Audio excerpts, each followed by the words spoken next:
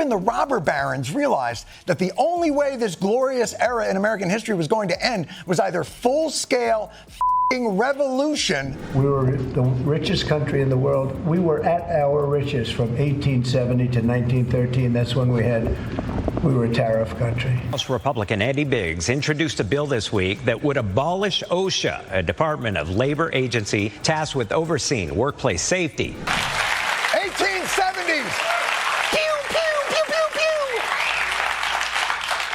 Remember the good old days when kids worked in factories instead of playing Fortnite? No? Well, Jon Stewart's here to remind you just how great America used to be. In a hilarious takedown that's got everyone talking, Stewart rips into Trump's nostalgia trip. Everything Trump does is all part of making America great again. Order one. Roll back everything from the previous not great administration. Regulations on the environment. But here's the kicker. Some Trump fans are actually cheering. Yikes.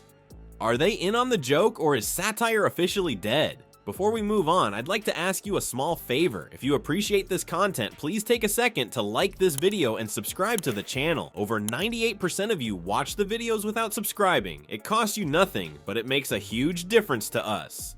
So, did you click the subscribe button? Great, thank you so much. Now back to the video. Picture this. Jon Stewart, his eyebrows doing a little dance, rips into Trump's favorite slogan like a kid tearing into a birthday present. But instead of a shiny new toy, he pulls out a time machine. Let's hop back to the 1870s. He says, 1870s! You know, when America was really great, the audience laughs, but some Trump fans are nodding along like bobbleheads on a bumpy road. Uh-oh. Stewart paints a picture of life in these good old days that's about as pretty as a mud pie. 1870s tariff-driven, becandled, tuberculosis-laden, pre-industrial heyday. Imagine waking up to the sweet sound of industrial machinery instead of your iPhone alarm, he quips. And forget your morning latte. How about a nice refreshing lungful of coal dust to start your day? The audience is in stitches, but those Trump supporters are still nodding. Are we in some kind of political twilight zone? But wait, it gets better, or worse, depending on how you look at it. Stewart starts talking about the job market back then. By the way, how old are you if you were picking berries before there were child labor laws? Because who needs summer camp when you can send your 5-year-old to work in a factory? He jokes. Nothing says family values like a 12-hour workday for little Timmy.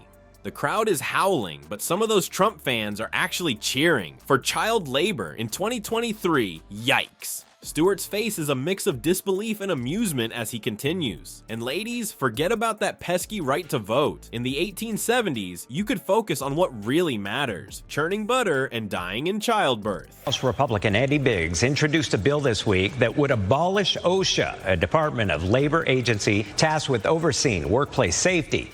The laughter is tinged with a bit of nervous energy now. Are these Trump supporters getting the joke, or are they taking notes? But our comedy hero isn't done yet. He throws in a zinger about life expectancy. Back then, hitting 40 was like winning the lottery. Who needs retirement when you can work yourself to death by 35? The audience is practically rolling in the aisles, but those Trump fans are still nodding along like they're at a MAGA rally. for those of you at home who might fear that the president's desire to take us back to our nation's historic greatness may tread into unconstitutional action. As Stewart wraps up his time travel comedy routine, you can see the wheels turning in his head. He's probably wondering if he's accidentally stumbled onto a comedy goldmine, or if he should be seriously worried about the state of political discourse in America. Maybe both. Just when you thought political comedy couldn't get any weirder, Trump's team decides to take Jon Stewart's jokes as campaign advice. Are we living in a satire, or is this reality? We got to go back further to make America great. And ladies, when we do go back, don't worry. It's all going to work out for you.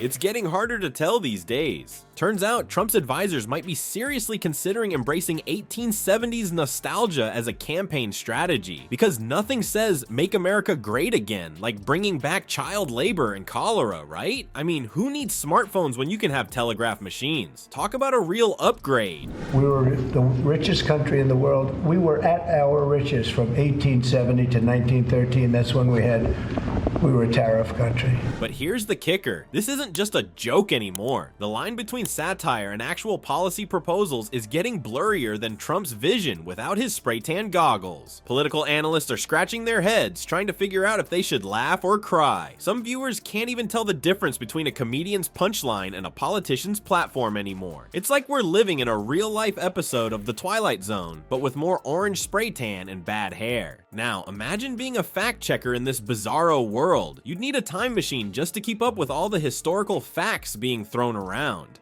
Did you know Abraham Lincoln invented the microwave? Probably not true, but at this point, who can even tell?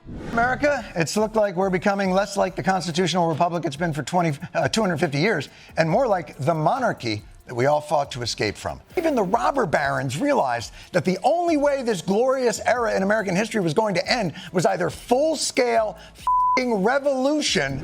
But let's get serious for a second. This whole mess shows how political comedy isn't just about making us laugh anymore. It's actually shaping public opinion, especially for younger voters who get most of their political news from late night shows and memes. So when a comedian like Jon Stewart cracks a joke about the 1870s, it's not just entertainment, it's potentially influencing how people think about politics. And that's where things get a bit tricky. Should comedians be worried that their jokes might accidentally become campaign slogans? Is it their responsibility to make sure everyone gets the joke? Or is that asking too much? It's like comedians have become accidental political influencers, whether they want to be or not.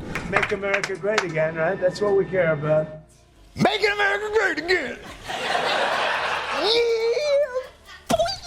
Meanwhile, Trump's team is probably busy Googling how to look presidential in a top hat and where to buy bulk monocles. Stuff like income tax and labor laws and workplace safety guarantees. So let's really tread carefully in the greatness wayback machine. Who knows, maybe we'll see Trump swapping his red MAGA hat for a stovepipe hat at his next rally. Can you imagine?